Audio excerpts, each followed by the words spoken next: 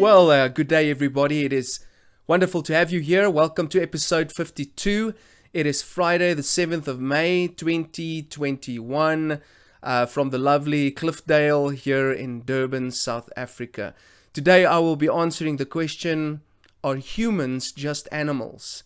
Now, that might seem like an insignificant topic. You might be wondering, well, okay, let's see where this leads.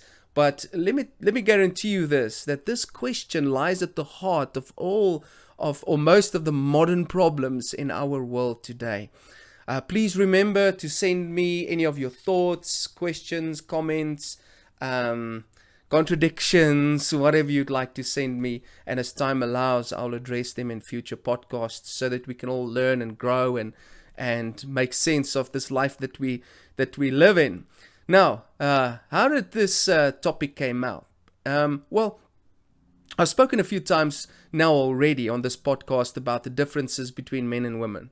Men and women are both psychologically and biologically different. There are some people out there that try to say it's not true. It is true. It's scientifically been proven, okay? If you don't think that you see physically the difference between a man and a woman, then go test it biologically. The modern pagan trend is to try and discredit what science is saying and trying to say that sex is different from gender, and therefore through that also then denying basic biology and psychology. In other words, men can be women and women can be men. And that is the cool thing. That is the in thing. That is what everybody needs to agree with and understand. Now, we know that the Christian worldview does not agree with that at all. And neither does science and biology agree with that. I mean, when we look at the biblical perspective, God made Adam and Eve, not Adam and Steve. God made sure that there was a distinction between man and woman. And later on, when he spoke about marriage, it would be between a man and a woman. So gender and sex very the same when you look at the scriptures, and so there's no misunderstanding about that. However, even if we go to psychopathology and we ask psychopathologists how do they view transgenderism, they would say, well, it's a mental illness. It's gender dysphoria. That's the name of the of that particular struggle that some people have, and it should be treated as such. There's no shame in having a mental illness, but to say it is normal, that becomes a problem. Anyways, the lines between the sexes are being made blurry. We've spoken about that before. Now, in the same way, the lines between humans and animals are being made blurry. Okay, so I hope you get that. The line between the different genders are getting blurry, and the line between the human and the animal is also getting blurry. And this is in the mind of, this is really pagan ideas, pagan ideologies that's taking root in our world today. So a few things that happened this week, or things that I saw, just reminded me of this problem this week. I watched a documentary this week on Netflix, once again, hello Netflix, called Stars in the Sky. And it's quite a very interesting thing to watch, especially if you're a hunter, because it's all about hunting. A main feature of the documentary is the debates about ethics regarding hunting. Humans have been hunting animals since the earliest times that we could look back to. I mean, you'd often hear that they found a cave somewhere and there were arrows made out of metal, and that's an indication that, you know, the earliest human species, they were hunters. So as far back as science can go, humans have been hunters. We've got 4 canine teeth, good for tearing meat. I know that there's people out there that are now saying no, but those teeth has got nothing to do with tearing meat or giving the ability to eat meat. In actual fact, I had a guy talk to me the other day who said to me, look, and he I don't know where he got his information from, but he said to me, look, I am vegan because we've naturally been created, or vegetarian, we've been created not to eat meat. We don't have canines. And I'm like, yes, we do. I didn't say that to him because I was wondering at the time, maybe there's something that I'm missing, but as far as I can remember, we do have canines. In actual fact, we've got 2 in top and 2 at the bottom as well. But now the theory is out there that the canines exist for mating rights. In other words, when we were in our less evolved than we are now. We used to fight for our wives and our husbands, and we used to use our teeth for that. That's sort of the idea. Anyways, I'm not going to discuss that now. Let's move on. I'm a meat lover. Okay, and if you look at teeth, you look at what Scripture says. My worldview, I honestly believe that it is good for humans to eat meat. 90% of the people I know are meat lovers, meat eaters. My kids naturally choose meat over veggies. I mean, you can take a baby and you can see that. I mean, one of the first things that my kids ate was a stick of biltong. So it is in us to enjoy meat. So in my culture, meat is shop. In my faith, meat is allowed. In my biology, meat is good. But science has also shown how the raising of cattle, for example, produces global warming. There's a documentary about that as well on Netflix. And I think there is, based on the fact that these farms producing cattle in loads and loads and loads, there is merit to say, look, perhaps we need to look differently at how we're farming cattle. Perhaps we need to start eating a little bit less beef, okay? Or maybe eat different meat. Maybe do something like game meat. It is the mass production of beef that is the problem, not meat naturally available in nature. And so many people today are saying we need to stop eating all meat because of these problems in the cattle industry. It's not only the cattle industry. I know there's problems in the sheep industry and the pigs, etc., etc.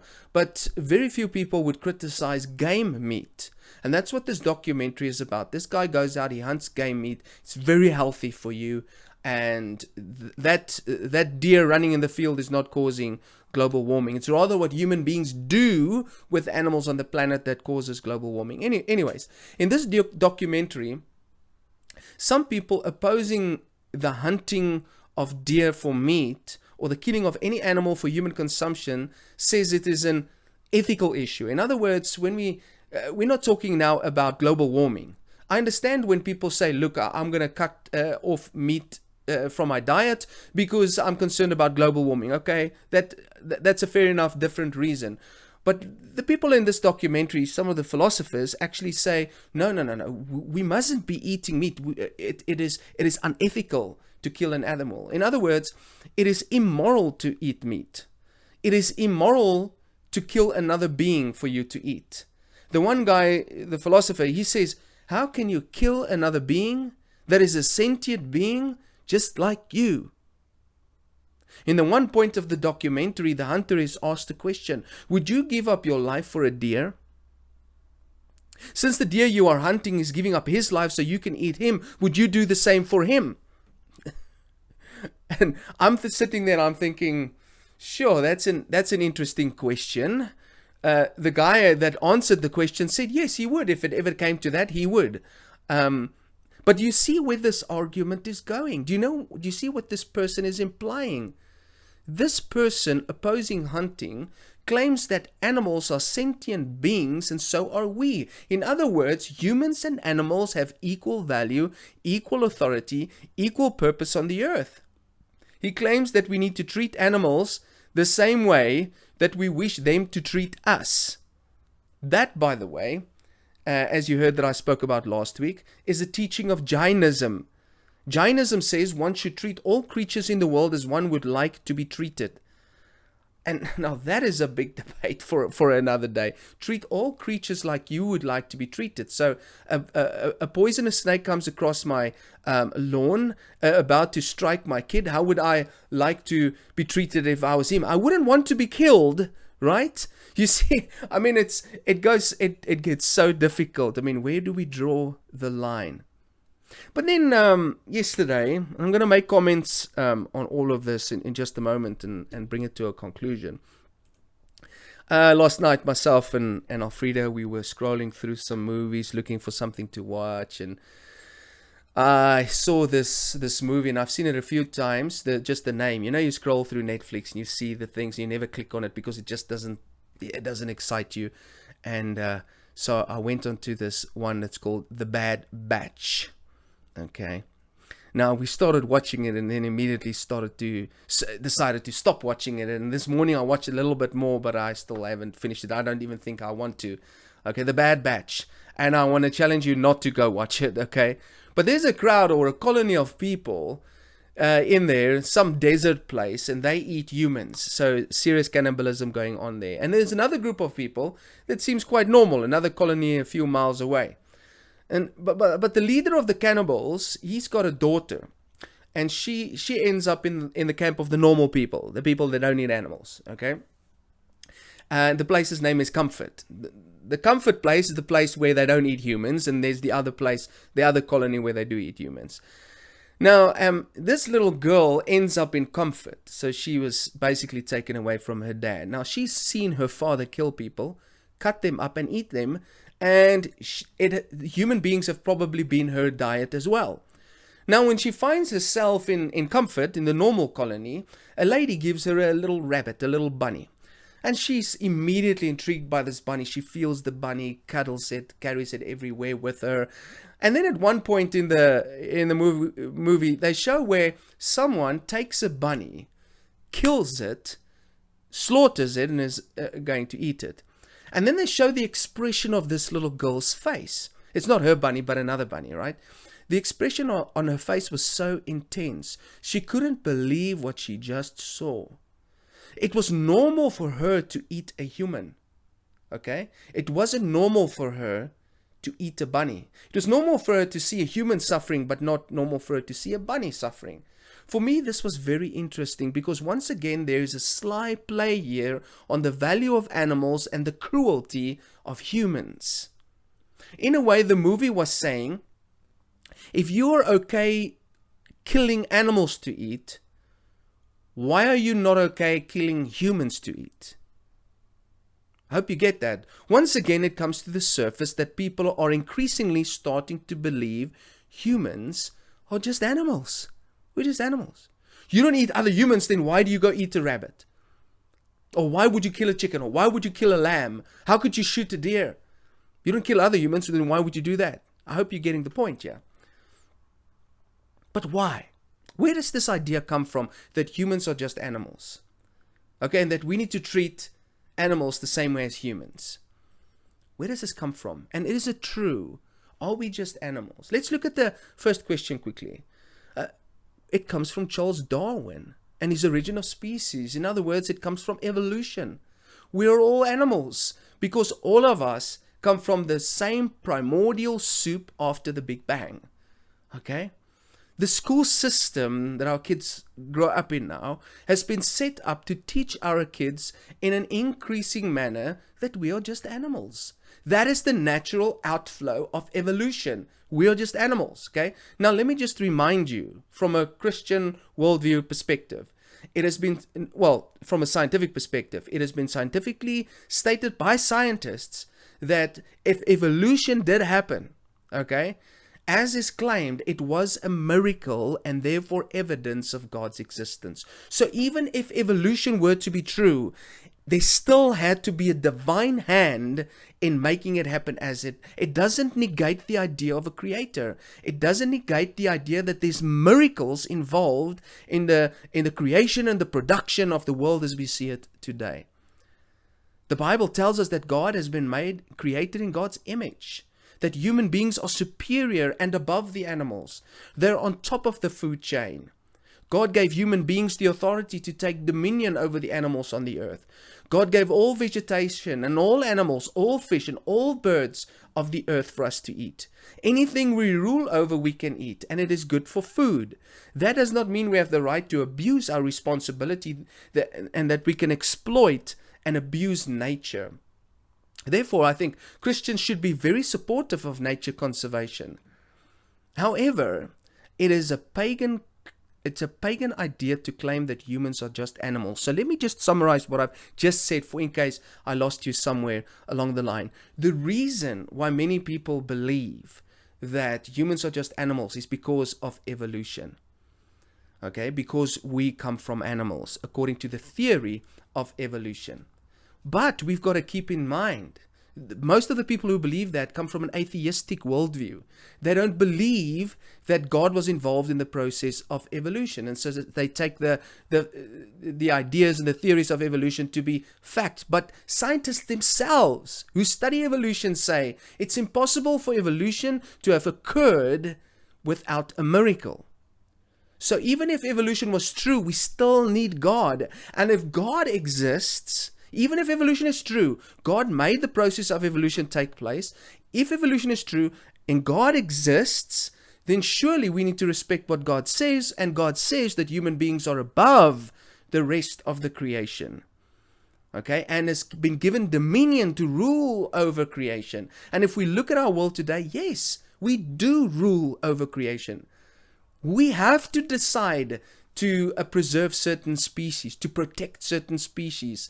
It's in our hands, because the natural world is not going to stop that. We have to. And that places us at a higher level than the average animal out there. And also interesting, what I've heard so many times, when theists and atheists debate, you'd often hear this thing come up where people say, the atheist would say that we are basically exactly like our closest cousins, the chimpanzees. We are 99% the same DNA. And those types of statements confuse people and make people think that we are actually we're 1% away from being monkeys, okay, in our DNA. And so I went to go look up that claim quickly. Because, when I look at biology, when I look at the biology, the psychology, and the physiology of a chimp, I'll be honest with you, I don't see myself. Now, I'm quite a hairy guy. Got probably a big jaw, don't know. Probably sometimes have monkey eyes, but to be honest with you, I don't think like a chimp. I don't behave like a chimp. And I don't have the strength of a chimp. Okay, so I wanted to figure out, so what does this mean that 99% of our DNA is the same? Does that mean that we're almost monkeys?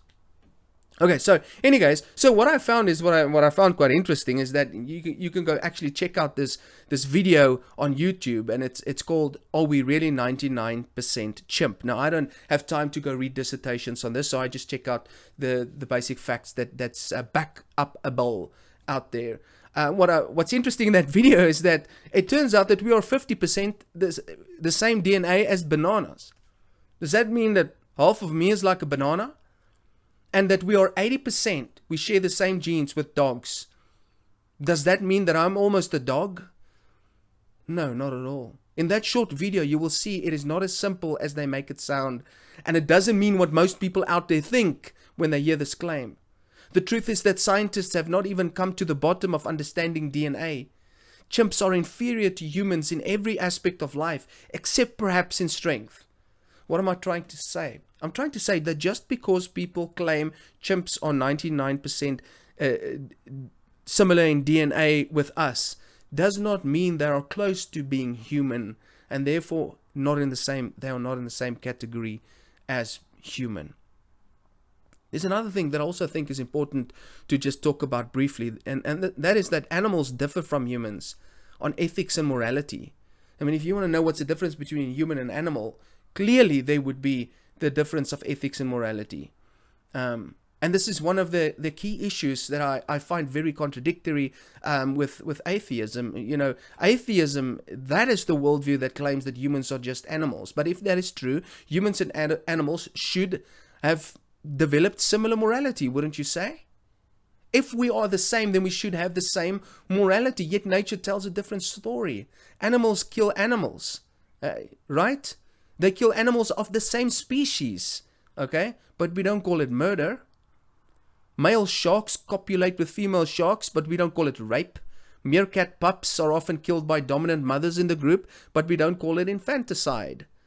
So why is there an outcry when humans behave like animals, even though they are just animals? The answer is simple. Humans are not just animals. They are moral beings subjective to objective morality. And if we carefully consider modern atheistic trends, the plot thickens. Because if morality exists for the survival of the species, then many atheistic ideals don't make sense. More than 80% of atheists support abortion, yet abortion doesn't help the species survive but die out. More than 90% of atheists are in support of homosexuality, yet homosexuality prohibits and limits the growth of the species population since it eliminates reproduction.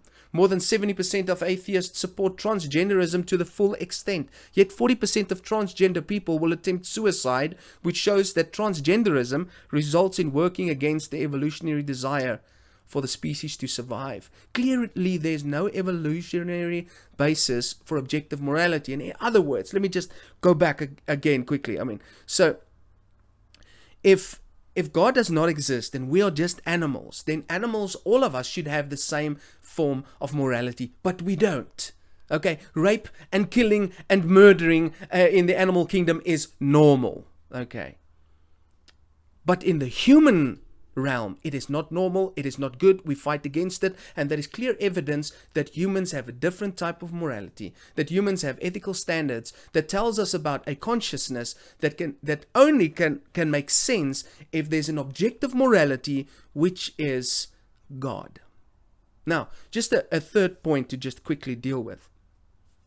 If humans are just animals killing other sentient beings, and this is wrong, then humans should fulfill their ethical duty and stop other sentient animals from killing other sentient animals for any reason. In other words, if we are not supposed to kill animals for food, then we must also then stop lions from killing deer for food. We're supposed to stop snakes from eating rodents. We need to stop sharks from eating seals. Are all animals therefore not committing outrageous killings on each other? Do you see where this is going? This is ridiculous. Nobody with a sound mind would agree with that. Well, why not? Ladies and gentlemen, we call it the circle of life. Death and killing is a necessary part of life. Beings continuously give up their lives for other beings. It is the way nature works. And we are on top of the food chain. By the way, the same people who say, how can you kill an animal to eat it? Is also, in many ways, dishonoring and disrespecting nature itself, because that's part of nature. Walk up to the lion and say, from now on, you're not allowed to kill another animal again. It's unethical. No, we don't do that. Okay, so we've got to be very careful of this, and we need to teach our kids correctly. Humans are not animals. The moment that we say humans are animals, then humans can start behaving like animals. And that is a problem. There's still so much to talk about, but I'm going to leave it here for today. And I'm going to close off with a text. It's Genesis 1 verse 26 to 27. Then God said, let us make man in our image, in our likeness, and let them rule over the fish of the sea and the birds of the air, over the livestock, over all the earth, and over all the creatures that move along the ground. So God created man in his own image. In the image of God, he created him. Male and female, he created them. God blessed them and said to them, be fruitful and increase in number, fill the earth and subdue it. Rule over the fish of the sea and the birds of the air and over every living creature that moves on the ground. We are not animals. We rule the animals. We have consciousness. Animals don't. We've got languages that doesn't even come close to being compared with animal languages. We've got intellectual ability, the ability to create and think that animals no ways can. Animals can't even dream of these things. We are the rulers of the earth, but we have to make sure that we rule well and take care of nature, since it is our source of survival. Because we are on top, we must not expect nature to look out for us. We need to look out for nature so we can be fed. God bless you guys. Have a fantastic week. Bye-bye.